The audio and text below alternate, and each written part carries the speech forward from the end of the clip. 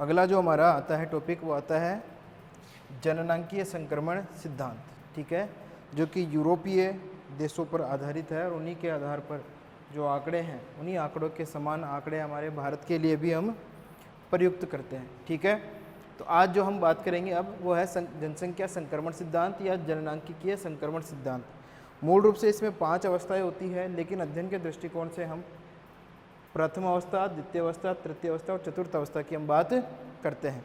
लेकिन इससे पहले हम ये देख लेते हैं कि जनसंख्या संक्रमण सिद्धांत होता, जनसंख्या संक्रमण होता क्या है या जननांकीय संक्रमण किसे कहते हैं। देखिए, कोई भी समाज की जब जनसंख्या की वृद्धि की विभिन्न अवस्थाएं होती है, जब कोई समाज जनसंख्या की विभिन्न अवस्थाओं से गुजरता है, कोई भी समाज हो, ठीक है, वो अगर जनसंख्या की विभिन्न अवस्थाओं से गुजर रहा है तो इन्हीं अवस्थाओं को हम क्या कहते हैं, जनसंख्या संक्रमण अवस्था ही कहते हैं। क्या कहते हैं, जनसंख्या संक्रमण की अवस्था हम इसे कहते हैं जननांकीय संक्रमण सिद्धांत में, ठीक है।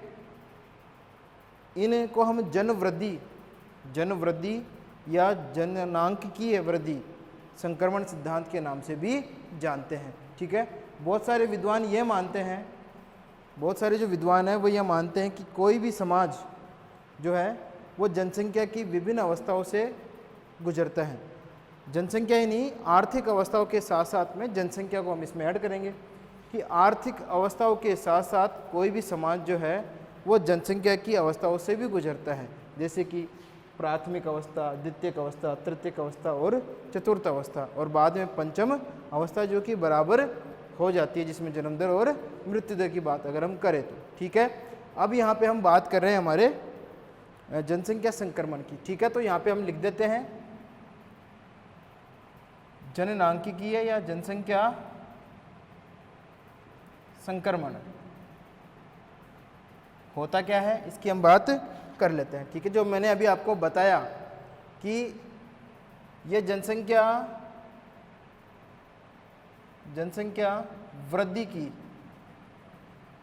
वृद्धि की विभिन्न अवस्थाएं होती हैं, विभिन्न अवस्थाएं होती हैं।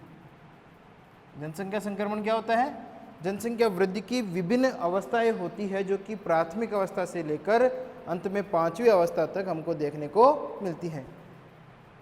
इसको हम जनसंख्या वृद्धि के प्रकार भी कहते हैं। क्या कहते हैं, जनसंख्या वृद्धि के प्रकार, जनसंख्या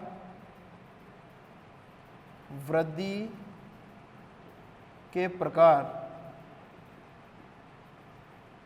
जनसंख्या वृद्धि के प्रकार भी कहते हैं। किसे, जननांकिकीय संक्रमण को, जननांकीय संक्रमण को हम जनसंख्या वृद्धि के प्रकार भी कहते हैं। बहुत सारे विद्वान ये मानते हैं कि समाज जो होता है, कोई भी समाज आर्थिक अवस्थाओं के साथ साथ आर्थिक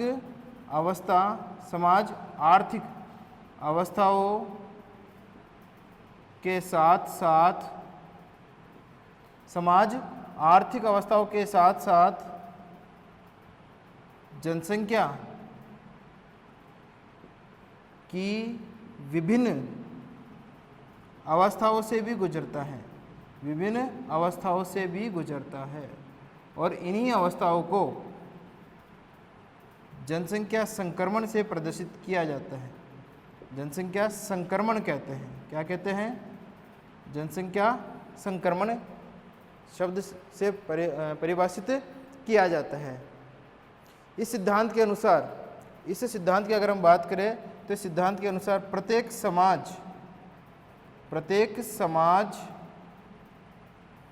ध्यान से सुनना है, प्रत्येक समाज उच्च जन्म एवं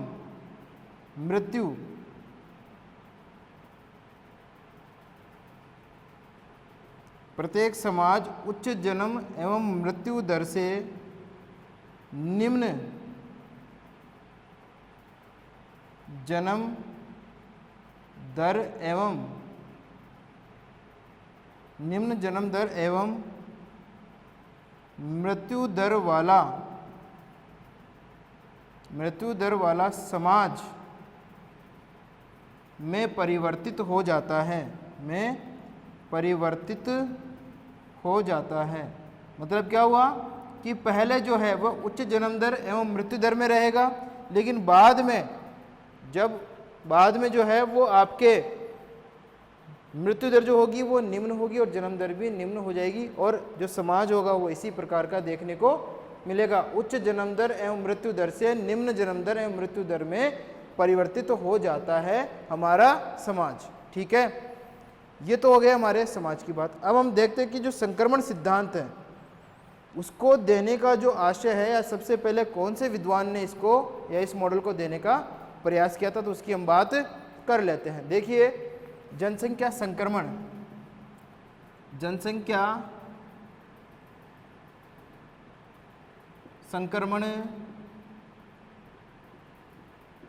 मॉडल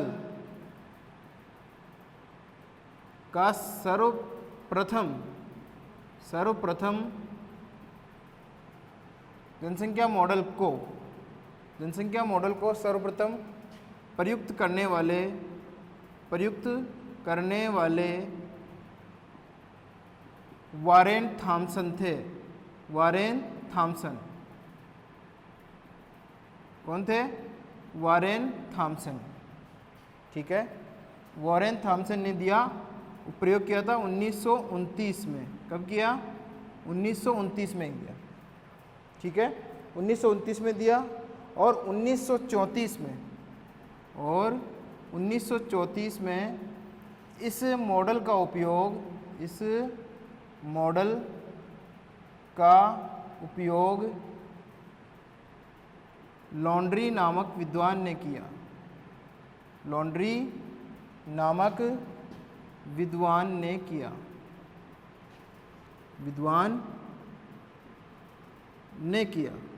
किसने किया? लॉन्ड्री नामक विद्वान ने। आगे चलकर 1929 में तो किसने किया? आपके वारेन थॉमसन। और 1934 में लॉन्ड्री नामक विद्वान, उन्होंने इस सिद्धांत का उपयोग किया। इसी क्रम में अगर हम आगे देखें तो 1945 में इस सिद्धांत का या इस मॉडल का विस्तृत उपयोग, अगर हम बोले तो विस्तृत उपयोग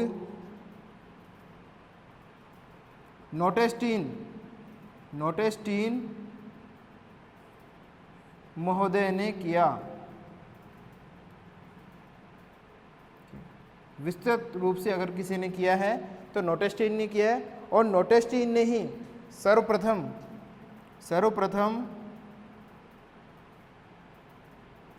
जनसंख्या संक्रमण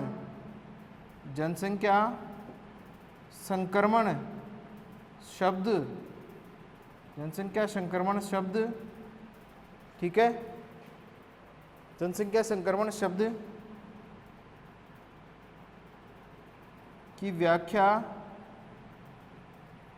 भी नोटेस्टीन ने की। किसने की? नोटेस्टीन ने की थी। जनसंख्या संक्रमण सिद्धांत की बात की अगर हम करें, इस शब्द के बारे में सबसे पहले किसने प्रयोग किया? तो नोटेस्टीन महोदय ने किया था। ठीक है, जननांकीय शब्द या जनसंख्या संक्रमण शब्द जो है वो आपके नोटेस्टीन महोदय ने इसका उपयोग सर्वप्रथम किया था। ठीक है, तो ये तो हो गया जनसंख्या संक्रमण की बात। अब बहुत सारे विद्वानों ने क्या किया है कि जनसंख्या संक्रमण सिद्धांत को 5 अवस्थाओं में या 3 अवस्थाओं में बांटा है। बहुत सारे विद्वान थे जिन्होंने 3 से लेकर 5 अवस्थाओं में हमारे सिद्धांत को बांटा है, जनसंख्या संक्रमण के सिद्धांत को, जिसमें प्राथमिक अवस्था, द्वितीयक अवस्था, तृतीयक अवस्था और चतुर्थ अवस्था की हम बात करने वाले हैं। ठीक है, तो सबसे पहले जो हमारी अवस्था आती है वो आती है आपकी जननांकीय संक्रमण सिद्धांत में अवस्था फर्स्ट या अवस्था पहली। ठीक है, ये जो हमारा चार्ट है ये हमारा दिखा रहा है जन्म एवं मृत्यु दर प्रति हजार। जन्म एवं मृत्यु दर प्रति हजार की बात कर रहे हैं हम यहाँ पे। ठीक है, पैमाने की अगर हम बात कर रहे हैं तो उसमें जन्म एवं मृत्यु दर प्रति हजार की बात कर रहे हैं, और ये जो हमारा है वो समय विशेष को दर्शा रहा है। किसको दर्शा रहा है? समय विशेष को। आधार जो है हमारा समय विशेष को दर्शा रहा। ठीक है, अब जो हमारी प्राथमिक अवस्था की हम बात करने वाले हैं, तो प्राथमिक अवस्था में क्या था कि उच्च एवं अस्थिर जन्म दर, उच्च, यहाँ पे देखो मैंने लिखा भी है उच्च उतार चढ़ाव, उच्च अस्थिर जन्म और मृत्यु दर इसमें देखने को मिलती है। किसमें? प्रथम अवस्था में उच्च और अस्थिर जन्म और मृत्यु दर जो है वो इस अवस्था में देखने को मिलती है। इसीलिए इस अवस्था में जनसंख्या जो है वो बहुत ही धीमी गति से बढ़ती हुई प्रतीत होती है। जनसंख्या बहुत ही धीमी गति से, जिसमें प्राकृतिक कमी देखने को मिलती है।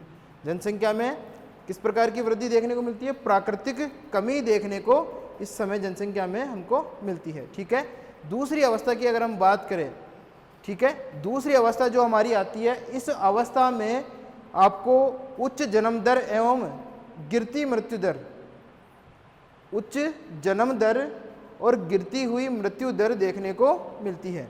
ठीक है, जब जनसंख्या में जन्म दर उच्च हो रही है और मृत्यु दर निम्न हो रही है, तो सीधी सी बात है जनसंख्या में क्या होगी? वृद्धि देखने को मिलेगी। इसलिए जनसंख्या में प्राकृतिक वृद्धि है वो देखने को मिलती है आपकी दूसरी अवस्था में। ठीक है, जबकि हम तीसरी अवस्था की बात करें तो इसमें जन्म दर भी कम होती है और मृत्यु दर भी कम होती है या न्यून होती है।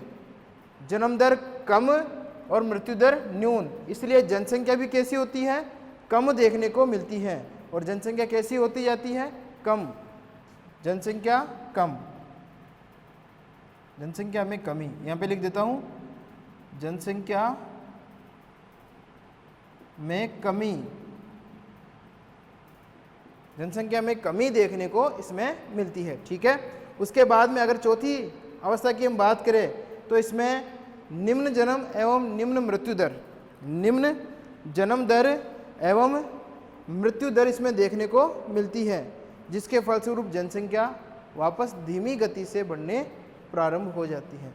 निम्न उतार चढ़ाव की बात आ गई, यहाँ पे हमने उच्च उतार चढ़ाव की बात की थी और यहाँ पे हम निम्न उतार चढ़ाव की बात कर रहे हैं चतुर्थ अवस्था में। ठीक है, उसके बाद में जो हमारी पंचम अवस्था आती है या पांचवी जो अवस्था आती है, उसमें जो है दोनों बराबर अवस्थाओं में पहुंच जाते हैं आपके जन्म दर और मृत्यु दर। इसलिए जनसंख्या जो है वो लगभग स्थिर प्राय देखने को मिलती है। ठीक है, जबकि चतुर्थ अवस्था में क्या है, हमको जनसंख्या में बढ़त तो देखने को मिलती है लेकिन धीमी गति के साथ। कैसे देखने को मिलती है? धीमी जनसंख्या वृद्धि देखने को मिलती है। तो यहाँ पे लिख देता हूँ मैं, धीमी जनसंख्या वृद्धि, धीमी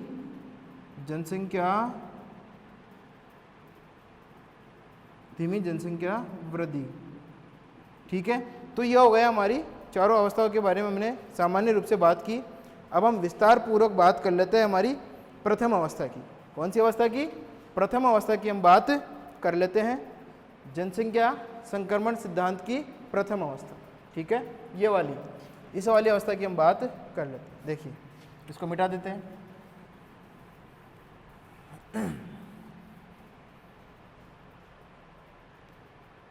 और लिख देते हैं यहाँ पे हेडिंग, प्रथम अवस्था,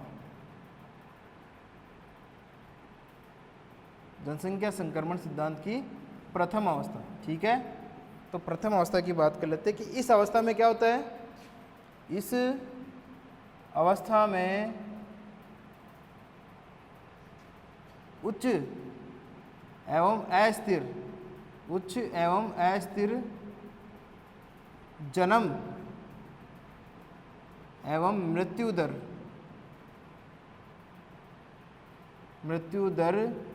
देखने को मिलती है,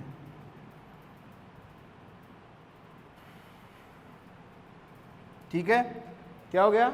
उच्च, इस अवस्था में उच्च एवं अस्थिर जन्म एवं मृत्यु दर जो है वो देखने को मिलती है।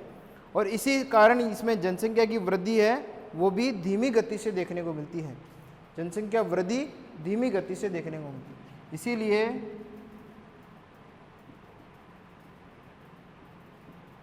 जनसंख्या वृद्धि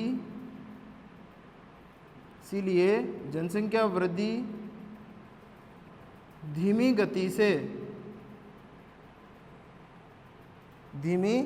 गति से देखने को मिलती है। इसीलिए इसे जनसंख्या वृद्धि की अस्थिर अवस्था भी कहते हैं। इसीलिए इसे जनसंख्या वृद्धि की अस्थिर अवस्था भी कहते हैं। अस्थिर अवस्था भी कहते हैं। ठीक है, तो ये हो गई हमारी अस्थिर अवस्था। ठीक है, अगर हम जन्म दर और मृत्यु दर की बात करें तो इस अवस्था में जन्म दर और मृत्यु दर दोनों ही 30 से 35 प्रति हजार जन्म दर एवं मृत्यु दर दोनों ही 30 से 35 प्रति हजार 30 से 35 प्रति हजार देखने को मिलती है। किसमें? प्रथम अवस्था की अगर हम बात करते हैं तब। कौन सी अवस्था की? प्रथम अवस्था की अगर हम बात करते हैं जननांकीय संक्रमण सिद्धांत में, इस अवस्था की स्टेज फर्स्ट, सेकेंड, थर्ड और फोर्थ की अगर हम बात करें। ठीक है, तो ये जो अवस्थाएं हैं उसकी बात करें। अगर इस अवस्था में आर्थिक स्वरूप की अगर हम बात करें तो परंपरागत रूप से कृषि कार्य देखने को मिलता है। पारंपरिक कृषि कार्य, इसलिए जो है वो अपने आप पारंपरिक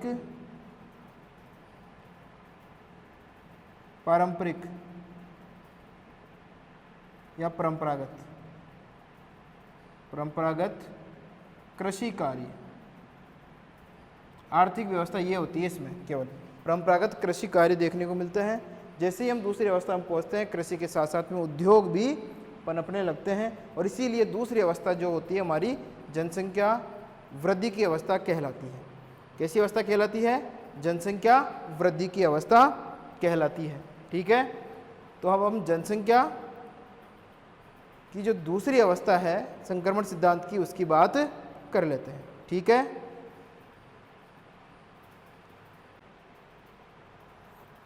दूसरी अवस्था हमारी आती है। दूसरी अवस्था की हम बात कर लेते हैं। पहली हो गई, दूसरी अवस्था की हम बात कर लेते हैं। जनसंख्या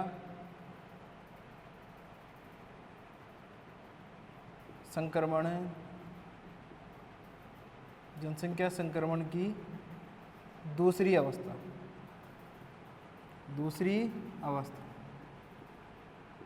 ठीक है, तो दूसरी अवस्था की हम बात कर लेते हैं।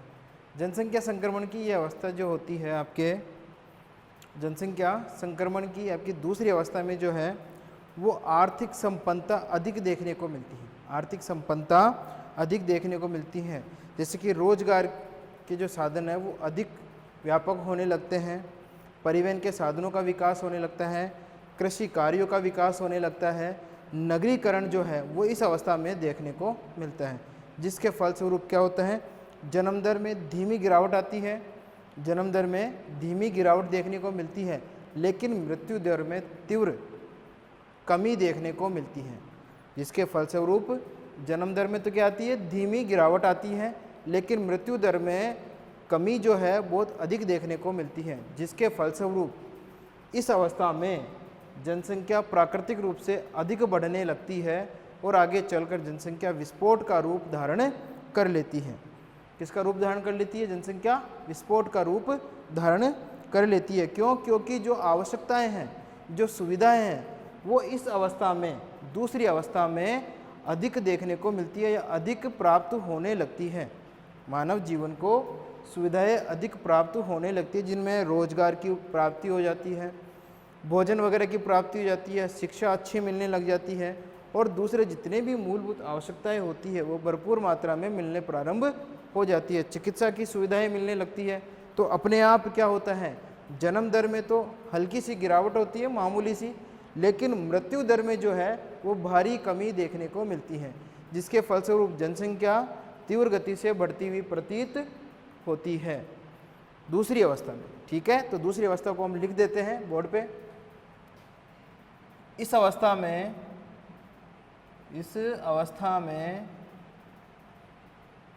अर्थव्यवस्था इस अवस्था में अर्थव्यवस्था में आर्थिक विकास तीव्र होने लगता है, क्यों? क्योंकि इस अवस्था के दौरान, कौन सी अवस्था के? दूसरी अवस्था के दौरान जो है कृषि के साथ साथ उद्योग,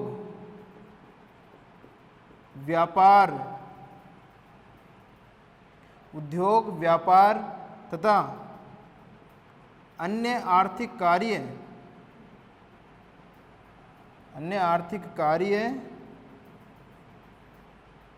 तीव्र हो जाते हैं,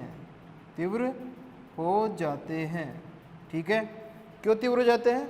क्योंकि जो है आर्थिक विकास इसमें तेज होने लगता है, कारखाने वगैरह जो है वो और उद्योगों के विकास को भी इस समय देखने को हमको मिलने प्रारंभ हो जाते हैं। अगर हम भारत की ही बात करें तो भारत में भी इस अवस्था में जो है, वैसे तो सभी विश्व की बात कर रहे हैं तो विश्व में इस प्रकार का उदाहरण हमको देखने को मिलता है, तो भारत में भी जो अवस्था थी दूसरी अवस्था हमारी, उसमें इसी प्रकार के जो है उदाहरण देखने को मिलते हैं। आय में वृद्धि हो जाती है, प्रति व्यक्ति आय, इस अवस्था में प्रति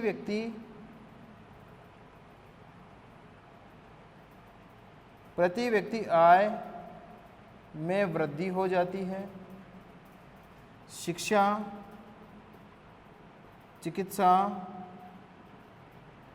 भोजन, आवास का विकास होने लगता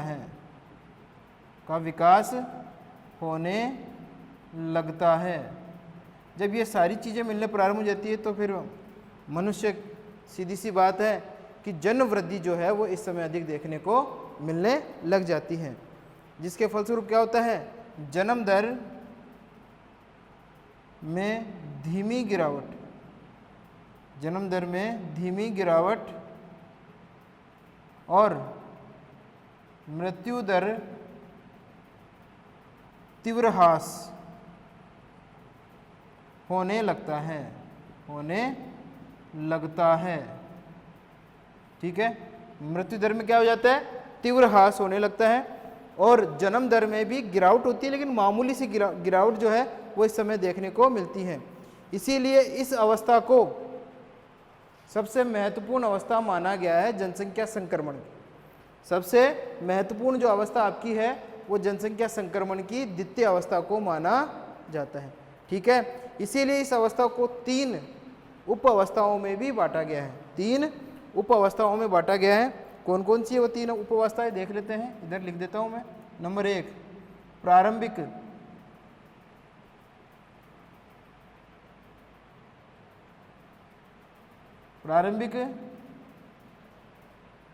अवस्था,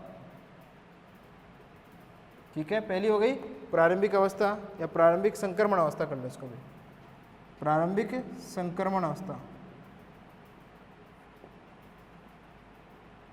ठीक है। दूसरी हो गई मध्यम संक्रमण अवस्था,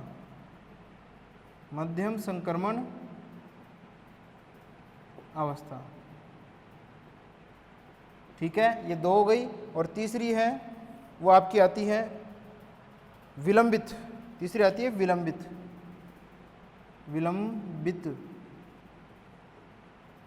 संक्रमण अवस्था, विलंबित, सुन लेना अगर दिखाई नहीं दे रहा है तो, विलंबित संक्रमण अवस्था, ठीक है। तो ये 3 अवस्थाएं जो हैं इस आपकी द्वितीय अवस्था में देखने को मिलती है, जिसे प्रारंभिक संक्रमण काल भी कहते हैं, मध्यम संक्रमण काल भी कहते हैं, विलंबित संक्रमण काल भी इसे कहा जाता है आपकी द्वितीय अवस्था में, ठीक है। तो इस प्रकार से हमारी जो द्वितीय अवस्था है वो हमको देखने को मिलती है। इस अवस्था में अर्थव्यवस्था में आर्थिक विकास तीव्र होने लगता है, कृषि के साथ साथ उद्योग, व्यापार तथा अन्य आर्थिक क्रियाकलाप है उनमें उन्नति होने लगती है और उनका जो आर्थिक विकास है वो तीव्र हो जाता है। प्रति व्यक्ति आय में वृद्धि होती है, जिसके फलस्वरूप लोगों का जो व्यक्तिगत जीवन स्तर है वो सुधर जाता है, और जब जीवन स्तर सुधर जाता है तो सीधी सी बात है शिक्षा की व्यवस्था भी अच्छी होती है, चिकित्सा की व्यवस्था भी अच्छी होती है, भोजन वगैरह की और आवास की सुविधा भी इनको मिलने लग जाती है। ठीक है, जिसके फलस्वरूप इस अवस्था में क्या देखने को मिलता है, जन्म दर में तो धीमी गिरावट और मृत्यु दर में तीव्र ह्रास देखने को मिलता है। प्रारंभिक संक्रमण अवस्था होती है इसकी, उप अवस्थाओं की बात करें तो मध्यम संक्रमण अवस्था और विलंबित संक्रमण अवस्था। इस प्रकार से संपूर्ण हमारी दूसरी अवस्था का कार्य संचालन होता है। तीसरी अवस्था की हम बात कर लेते हैं, थर्ड स्टेज की हम बात कर लेते हैं। ठीक है, तो थर्ड अवस्था की बात देखिए, इधर लिख देते हैं संक्रमण सिद्धांत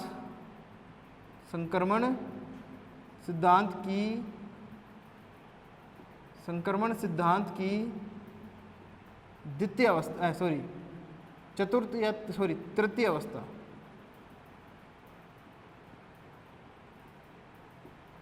ठीक है, इस अवस्था की शुरुआत अगर हम देखें, इस अवस्था की शुरुआत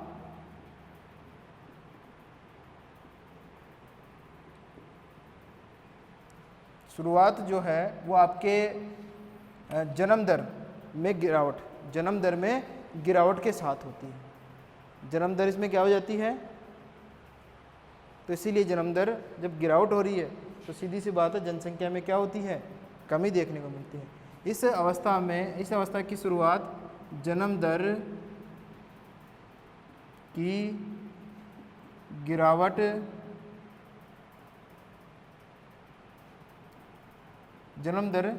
गिरावट के साथ होती है। ये महत्वपूर्ण बात है इसकी, तीसरी अवस्था की। ठीक है, इस अवस्था में जन्म दर एवं मृत्यु दर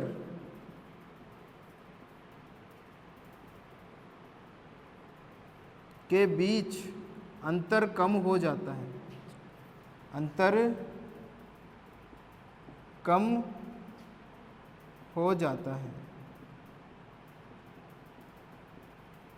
इस अवस्था में जीवन स्तर में सुधार देखने को मिलता है, सुधार होता है। जीवन स्तर कैसा होता है, अच्छा हो जाता है। शिक्षा का विकास जो है, शिक्षा का विकास एवं आर्थिक विकास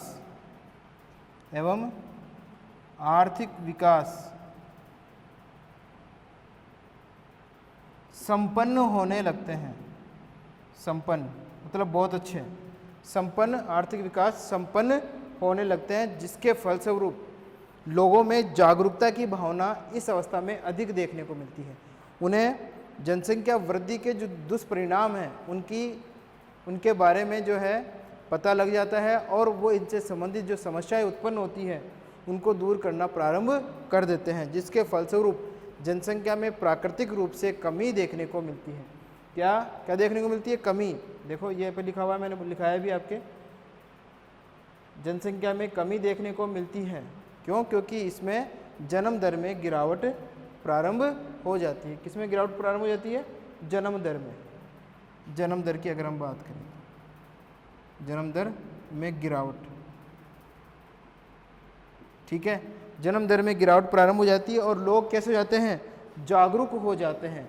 और लोग जब जागरूक हो जाते हैं तो सीधी सी बात है, उनको ये पता लग जाता है कि इस बढ़ती जनसंख्या के क्या दुष्परिणाम होने वाले हैं। इसीलिए समाज में परिवार नियोजन और शादी की जो उम्र होती है वो बढ़ा दी जाती है, ठीक है, और इससे फिर लाभ की प्राप्ति भी होती है। क्या लाभ की प्राप्ति होती है? जनसंख्या कम देखने को मिलती है और संसाधनों का जो उपयोग है वो संतुलित मात्रा में आ जाता है, और बच्चों के पोषण पर अधिक ध्यान दिया जाता है। इस अवस्था में बच्चों के पोषण पर, बच्चों के पोषण पर, बच्चों के पोषण पर अधिक ध्यान दिया जाता है। तो इस प्रकार से जो है हमारी तीसरी अवस्था भी पूरी होती है। ठीक है, थर्ड जो हमारी अवस्था है, तीसरी जो हमारी एक्टिविटी है वो भी हमारी पूरी होती है। अब आती है हमारी चतुर्थ अवस्था। चतुर्थ अवस्था की बात अगर हम करें तो संक्रमण सिद्धांत की चतुर्थ अवस्था में जो है वो आपको मृत्यु दर एवं जन्म दर दोनों में गिरावट देखने को मिलती है। अगर यहाँ पे निम्न उतार चढ़ाव, जन्म दर भी कम और मृत्यु दर भी कम, जिसके फलस्वरूप जनसंख्या बढ़ती तो है लेकिन धीमी गति के साथ बढ़ती है।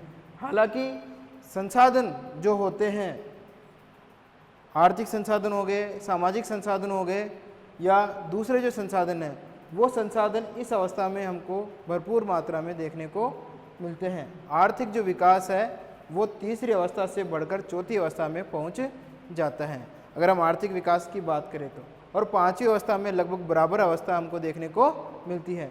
इस प्रकार जो है हमारी भारत में हमको ये चार प्रकार की जो अवस्थाएं हैं वो देखने को मिलती हैं। ठीक है, तो इसी के साथ में हमारा जनसंख्या संक्रमण सिद्धांत जो है वो पूरा होता है। ठीक है, तो जनसंख्या संक्रमण सिद्धांत के बारे में हमने आज पढ़ा, और चतुर्थ जो अवस्था है वो अवस्था आपको मैंने बताया, ये लिखा नहीं है मैंने चतुर्थ अवस्था के बारे में, केवल मैंने आपको बताया कि इसमें जन्म दर और मृत्यु दर में गिरावट होनी प्रारंभ हो जाती है, जिसमें निम्न उतार चढ़ाव देखने को मिलते हैं, जिसके फलस्वरूप क्या होता है, धीमी जनसंख्या वृद्धि, जनसंख्या तो बढ़ती है लेकिन धीमी रूप से बढ़ती है। विस्फोट जो इस अवस्था में होता है उसके अनुरूप जनसंख्या इसमें नहीं बढ़ती है। संसाधन जो होते हैं वो मानवों के लिए पर्याप्त उपयुक्त होने लगते हैं। ठीक है, और इसमें शिक्षा की व्यवस्था, रोजगार की व्यवस्था, भोजन की व्यवस्था, आवास की व्यवस्था उत्कृष्ट कोटि पे पहुंच जाती है। ठीक है, तो इस प्रकार से हमारी ये हो जाती है जननांग के संक्रमण के सिद्धांत पूरा। ठीक है, मिटा देता हूँ।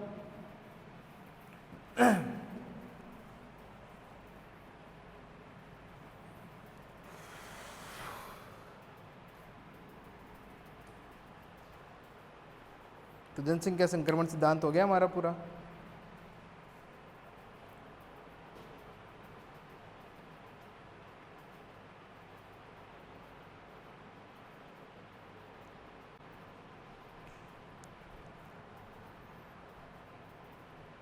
वेलकम स्टूडेंट्स, जो हमारा नया टॉपिक चलेगा आज वो चलेगा जनसंख्या वितरण एवं घनत्व को प्रभावित करने वाले कारक। उससे पहले हमने जनसंख्या संक्रमण सिद्धांत को पढ़ा, और आज जो हमारा टॉपिक चलेगा वो चलेगा जनसंख्या वितरण एवं घनत्व को प्रभावित करने वाले कारक।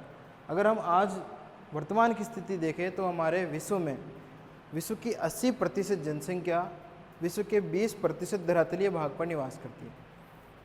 कितने प्रतिशत भाग पर निवास करती है? 20% धरातलीय भाग पर जो है हमारे विश्व की जनसंख्या निवास करती है। कितने प्रतिशत? 80% जो जनसंख्या है वो आपके 20% भूभाग पर निवास करती है। अगर देखें हम विश्व की 80% जनसंख्या 20% भूभाग पर और 20% जनसंख्या 80% भूभाग पर निवास करती है, तो हमारे पूरे विश्व में जनसंख्या का असमान वितरण हमको देखने को मिलता है। क्या देखने को मिलता है? असमान वितरण और असमान घनत्व देखने को मिलता है। और इसी असमान घनत्व और वितरण को प्रभावित करने वाले कारक क्या हैं कि किस प्रकार से जो है वो ये जो जनसंख्या का प्रारूप अभी हमको देखने को मिल रहा है वो क्यों मिल रहा है, उसके लिए हमको भौतिक कारकों के बारे में, आर्थिक कारक के बारे में, सामाजिक कारक के बारे में और राजनीतिक कारक के बारे में पढ़ना होगा। ठीक है, जो कि हमारी जनसंख्या के वितरण को प्रभावित करते हैं। किसको प्रभावित करते हैं? जनसंख्या के वितरण एवं घनत्व को प्रभावित करने वाले कारकों में हम इनको शामिल करते हैं। भौतिक कारक, आर्थिक कारक, सामाजिक कारक और राजनीतिक कारक। सबसे पहले हम बात करेंगे हमारे भौतिक कारक की। भौतिक कारक में जो है आपकी स्थिति आती है, उच्चावच आता है, जलवायु आती है, जलापूर्ति आती है और मिट्टी वो आती है। ठीक है, तो ये जो है 5 प्रकार के जो कारक हैं वो आपके भौतिक कारकों के अंतर्गत शामिल किए जाते हैं। इसमें सबसे पहले हम स्थिति की बात करते हैं। किसकी बात करते हैं? स्थिति की।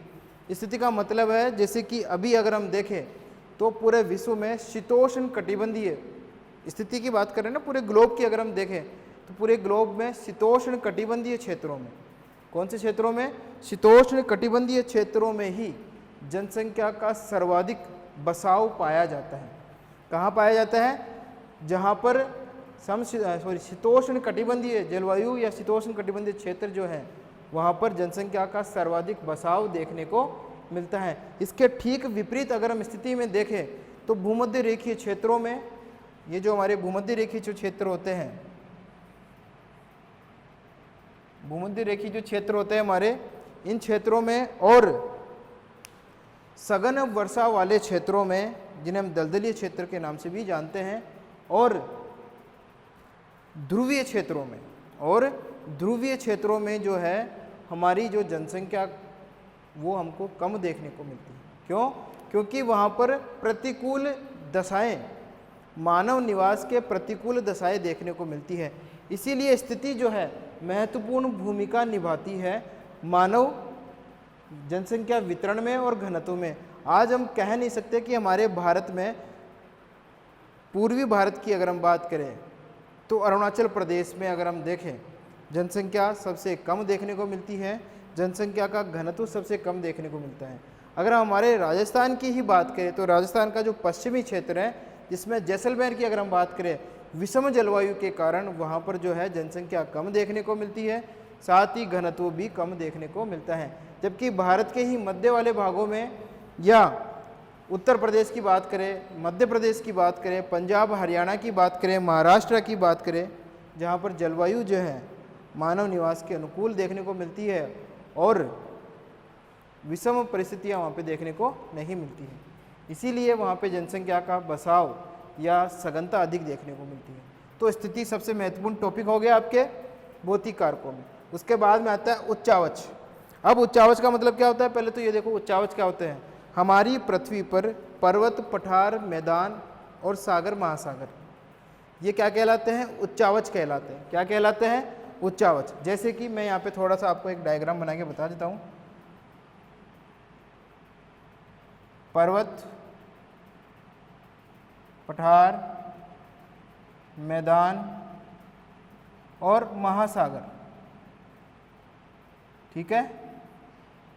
और महासागर से इन सब की ऊंचाइयाँ मापी जाती है कि समुद्र तल से इतनी मैदान की ऊंचाई, समुद्र तल से पठार की इतनी ऊंचाई और समुद्र तल से पर्वत की इतनी ऊंचाई। जैसे कि माउंट एवरेस्ट की ऊंचाई मापी जाती है 8,848 मीटर समुद्र तल से नापते हैं ना, सरफेस से नापते हैं ना, वही। तो वो पर्वत, पठार, मैदान और महासागर क्या कहलाते हैं? उच्चावच। अब हम खुद जान सकते हैं कि पर्वतों में कितने लोग रहेंगे, पठारों में कितने लोग रहेंगे या कितनी जनसंख्या रहेगी, मैदानों में कितनी रहेगी और महासागर में तो कहाँ रहेंगे, ठीक है। तो इसलिए सर्वाधिक जनसंख्या का प्रतिशत कहाँ देखने को मिलेगा? मैदानी क्षेत्रों में। कहाँ देखने को मिलेगा? मैदानी क्षेत्रों में, जहाँ सभी प्रकार की सुविधाएं आसानी से प्राप्त हो जाती है। परिवहन का जाल बिछाया जा सकता है मैदानों में, भली भांति कृषि कार्य किया जा सकता है, ठीक है। कारखाने, उद्योग आदि की स्थापना आसानी से की जा सकती है। जब इतना सारा फैक्ट्री यहाँ पे मौजूद है तो उच्चावच में, मैदानी भागों में जनसंख्या का बसाव है वो हमको अधिक देखने को मिलता है, ठीक है। उसके बाद में आती है जलवायु। अब ये बताओ कि शीत जलवायु में या अत्यधिक जो शीत जलवायु होती है वहाँ पे कौन निवास करेगा? कोई निवास नहीं करेगा। हम वहाँ निवास करेंगे जहाँ पे जलवायु समरूप में देखने को मिलेगी या समशीतोष्ण जलवायु होगी। इसीलिए समशीतोष्ण जलवायु वाले प्रदेशों में जनसंख्या का निवास अधिक देखने को मिलता है बनिस्पत विषम जलवायु प्रदेशों के।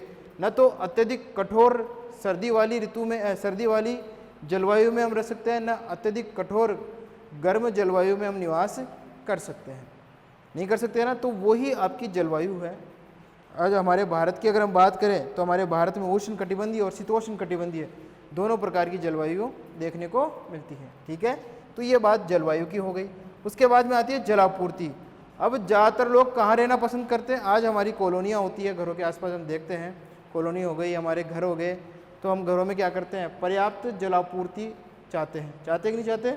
चाहे वो नलकूप के माध्यम से हो या दूसरा कोई भी माध्यम हो, टैंकर वगैरह का माध्यम हो, तो लोग वहाँ ज़्यादा रहना पसंद करेंगे जहाँ पे नदियाँ या जल के स्रोत अधिक मात्रा में होंगे। और हमारे उत्तर भारत में जो है इसी प्रकार की व्यवस्था हमको देखने को मिलती है, जहाँ पर गंगा, यमुना, सतलज जो नदियाँ हैं बहती हैं। और इन्हीं नदियों के बहने के कारण आज हमारे भारत में उत्तर का जो विशाल मैदान है, सर्वाधिक उपजाऊ मैदान और सर्वाधिक सघन जनसंख्या वाला प्रदेश माना जाता है। जैसे कि मिस्र में नील नदी का मैदान, कौन सा मैदान? नील नदी का मैदान, जहाँ जलापूर्ति भी हो जाती है, मैदान भी मिल जाता है। मिट्टी की अगर हम बात करें, नेक्स्ट टॉपिक हमारा आता है मिट्टी।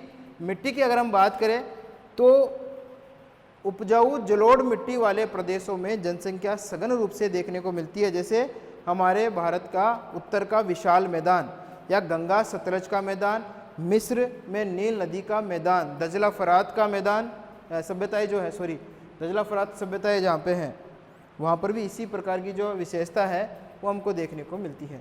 तो उपजाऊ जलोढ़ मिट्टी के मैदानी भागों में जनसंख्या का बसाव अपने आप चला जाता है। क्यों? क्योंकि वहाँ पर कृषि कार्य और पानी जो है आसानी से उपलब्ध हो जाते हैं। इसीलिए भारत में गंगा, सतलज और ब्रह्मपुत्र, वैसे तो पूरा अगर मैं बोलूँ बड़ा, सिंधु, गंगा, ब्रह्मपुत्र, सतलज जो नदियाँ हैं वो मैदानी भाग में हमारे जलोढ़ मिट्टियाँ देखने को मिलती है। तो इसलिए जलोढ़ मिट्टी वाले प्रदेशों में अपने आप जनसंख्या का बसाव अधिक देखने को मिलता है।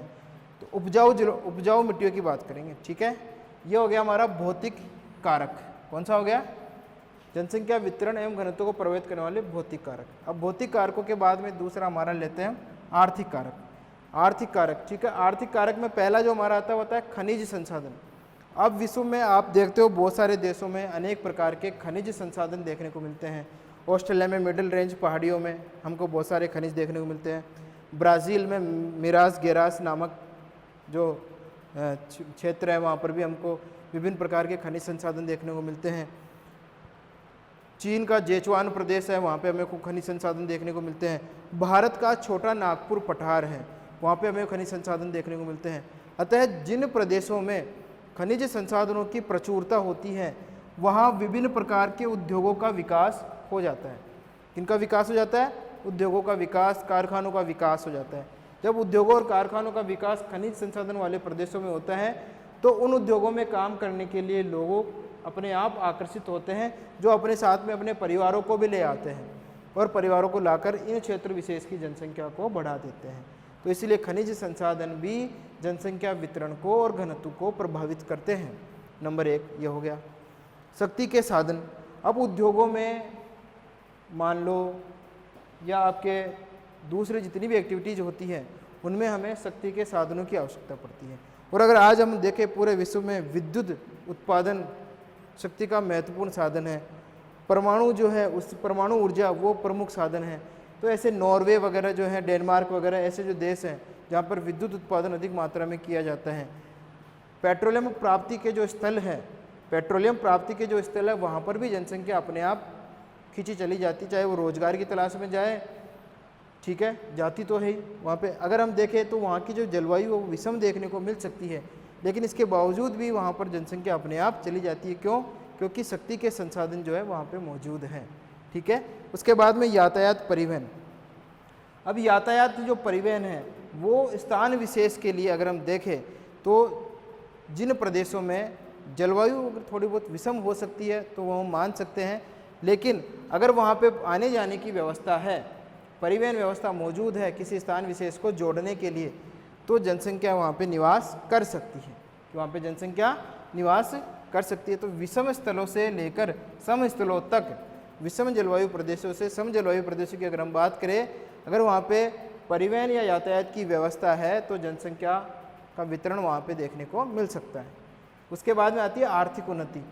अब आजकल आप देखते हो कि बहुत सारे ऐसे क्षेत्र हैं जहाँ पर उद्योगों वगैरह की स्थापना नहीं हुई है। तो ऐसे क्षेत्रों में अगर उद्योगों की स्थापना कर दी जाए, आर्थिक उन्नति कर दी जाए, तो हो सकता है आने वाले समय में वहाँ पर जनसंख्या अधिक देखने को मिलती है। इसके अलावा अगर हम देखें आर्थिक उन्नति का जो पक्ष है, जैसे कि संयुक्त राज्य अमेरिका में बहुत सारे देशों से लोग प्रवास करके चले गए हैं और वहाँ की जनसंख्या या घनत्व को बढ़ा रहे हैं। क्यों? क्योंकि वहाँ की जो आर्थिक उन्नति है वो सर्वाधिक देखने को मिलती है। वहाँ पर जो लोग जाएंगे कमाने के लिए उनकी जो जीवन स्तर होगा वो उच्च आय वर्ग का हो जाएगा। इसलिए आर्थिक उन्नति भी महत्वपूर्ण भूमिका निभाती है आपके जनसंख्या वितरण में और घनत्व को प्रभावित करने वाले फैक्टर्स के आर्थिक कारक। ठीक है, तो ये हो गया हमारा आर्थिक कारक। आर्थिक कारक के बाद में अगर हम बात करें सामाजिक कारक की, किसकी बात करें? सामाजिक कारक की। तो सामाजिक कारक में हम देखते हैं कि हम हमारे जैसे लोग जो हम समाज के होते हैं, जैसे कि धार्मिक, जैसे कोई इंडियन है, ठीक है, वो विदेश में रह रहा है, अगर भारत से कोई दूसरा इंडियन जाता है तो वो उसी के समीप रहना पसंद करता है, न कि दूसरे धर्म के या दूसरे देश के लोग के साथ में। धार्मिक जो व्यवस्था होती है, एक धर्म का व्यक्ति अपने धर्म के लोगों के साथ में ही रहना पसंद करता है। तो इसलिए जो सामाजिक कारक है वो भी, सांस्कृतिक या सामाजिक कारक है वो भी महत्वपूर्ण भूमिका निभाता है जनसंख्या वितरण को प्रभावित करने में। ठीक है, सामाजिक जो व्यवस्था होती है वो अपने आप भूमिका निभाती है। आपको शादी वगैरह के बारे में तो पता ही है कि महिलाओं की जब शादी होती है वो एक स्थान से छोड़कर दूसरे स्थान पर जाती है, तो जिस स्थान को छोड़ती है उस स्थान का जो जनसंख्या वितरण है वो अलग देखने को मिलता है, घनत्व अलग देखने को मिलता है, और जहाँ पे वो जाती है वहाँ पर भी जनसंख्या वितरण और घनत्व अपने आप बदल जाता है। ठीक है, तो ये तो सामाजिक कारक हमारे हैं। उसके बाद में आता है राजनीतिक कारक। अब विश्व में आज अगर हम देखें तो बहुत सारे देश ऐसे हैं जहाँ पे राजनीतिक असुरक्षा देखने को मिलती है, शांति की व्यवस्था नहीं देखने को मिलती है। तो वहाँ से लोग क्या करते हैं, उन दूसरे देशों में जाना पसंद करते हैं जहाँ पे शांति व्यवस्था रहती है, सुरक्षा की जो भावना है वो मजबूत रहती है। आज अगर हम हमारे जैसे विश्व के देशों का उदाहरण देख समझे, जैसे कि सीरिया हो गया, अफ़गानिस्तान हो गया, लेबनान वगैरह जो देश, पाकिस्तान हो गया, ये ऐसे देश है जहाँ पर सामाजिक सुरक्षा और राजनीतिक सुरक्षा न के बराबर देखने को मिलती है। जिनको बोलेंगे कि वहाँ की जो सरकारी नीतियाँ हैं वो हमको जनसंख्या के अनुकूल नहीं देखने को मिलती हैं, तो जिसके फलस्वरूप भी वहाँ पर जो है जनसंख्या वितरण और घनत्व को प्रभावित करने के लिए ये कारक जो है महत्वपूर्ण भूमिका निभाते हैं।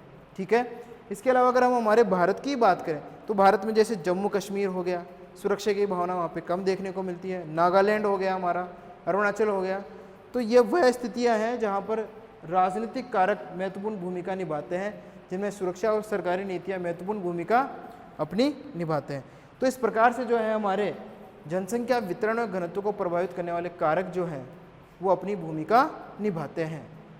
किसमें? जनसंख्या वितरण और घनत्व को प्रभावित करने में, जनसंख्या वितरण और घनत्व को प्रभावित करने में अपनी महत्वपूर्ण भूमिका निभाते हैं। ठीक है, तो ये हो गया हमारा जनसंख्या घनत्व और वितरण को प्रभावित करने वाले कारक। ठीक है।